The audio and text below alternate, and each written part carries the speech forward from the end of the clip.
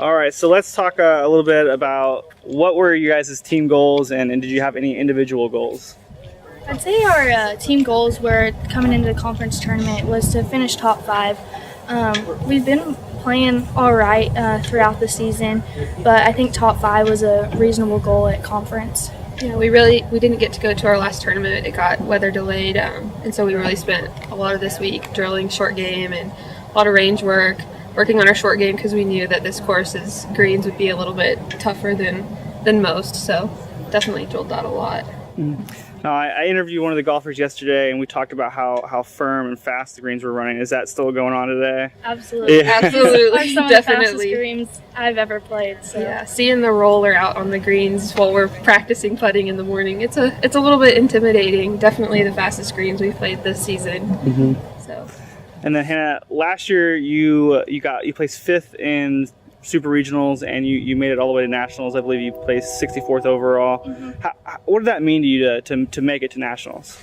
It was a huge accomplishment for me to make it to Nationals last year. I was just happy to be honored to go to Regionals and just played good enough to make it to Nationals. So I think it helped that I was just happy to be at Regionals and I was relaxed and just helped. All right, so let's talk about today a little bit.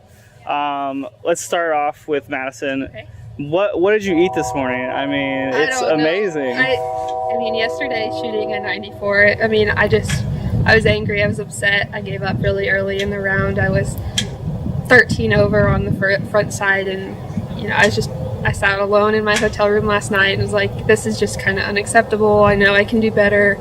I didn't know 75 better, but my goal today was just to, shoot low 80s, and then I got some really good stuff rolling early, kind of figured out how the greens were rolling, and from there it just kind of went, and I didn't, kept the momentum going, didn't get tired, and birdied the last hole to shoot a 75, so It was really, really fun. All right, so it seems like everybody's kind of having a hard time on the back nine. What was your secret to play so well? Both days you really played better than a lot of people did on the back nine. The back nine, I mean, I identified, the holes that were going to be trickier. It just accepted the fact that, these holes are going to be longer, they're going to be tougher. I believe I doubled number 15 both days, and so I kind of identified where I might struggle, accepted it, but I worked really hard, and I think 3 holes in a row I made 15-foot putts, and so the putter was really, really hot today, and I was able to save myself a lot with it. So. And then Hannah, I followed you a little bit for the first 4 holes. I don't know if that was a little nervous for you or anything like that. I tried to stay out of your way. On the 3rd hole, it looked like you had a little bit of trouble there. Yeah, I kind of hooked it left and it hit the cart path and just kind of found some trouble and didn't really just accept my damage. I made it worse than I should have just salvaged a bogey instead of make double, but kind of dinked around a little bit. But it is what it is. It's golf. Now, after a hole like that early in the round, what do you do to kind of reset yourself? Well, actually, I bogeyed the next hole, but I kind of just said, there's a lot of birdie holes out there. And I knew scores aren't great here. Just by yesterday, these greens are tough, but I just had to grind through it. I mean, 18 holes, 3 days in a row is definitely a grind. So. I know, I think after your first 9, you were only 2 over par. Yeah, I birdied my last 2 holes on the front 9 and then birdied 10. So I was actually 1 over after 10 and then kind of struggled on the back 9. I really wasn't hitting the ball all that good today, just kind of scrambled to shoot 78 today. Definitely. And then what about the last hole? How do you guys feel like you played the last hole? I played the last hole fantastic. I thought I was going to eagle. I was about 150 yards out, and I took a 6-iron and just kind of hit a light 6-iron, and it bounced once in front of the green and then hit the stick. And I thought for sure it was just going to drop right in, and it was a foot away, so I had to pretty much tap in birdie. So that was really, really fun to be able to just relax on the last hole and have a nice, easy putt to finish off the round.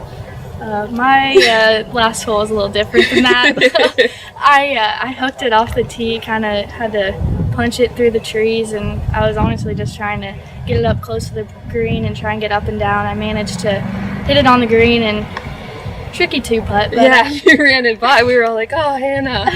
but I managed to par it, so I was happy with that. So compared to the rest of the courses you guys have been playing all year, how does this one match up? Definitely, I think the biggest thing is that not only the greens are difficult, but just the undulations all over the course. I mean, you hardly ever have a lie where your feet are flat and you're the same height as the ball, so it's constantly making adjustments like, okay, if the ball's below my feet, you know, under my feet, if I'm tilted forward, backwards, and so just kind of learning how the ball is going to fly off the club in different situations is definitely, I think, one of the trickier parts about this. And I think these greens are just really tough. They're a lot faster than what we've been playing, but it's also a lot different. We have gorgeous weather these past 2 days, and our couple tournaments we've played this spring have been cold, and we've got hand warmers. 3 layers. Yeah, so that's a little bit different than what we've played all year. All right, so last question is about the weather. So I think you guys might miss it, but tomorrow it's supposed to rain.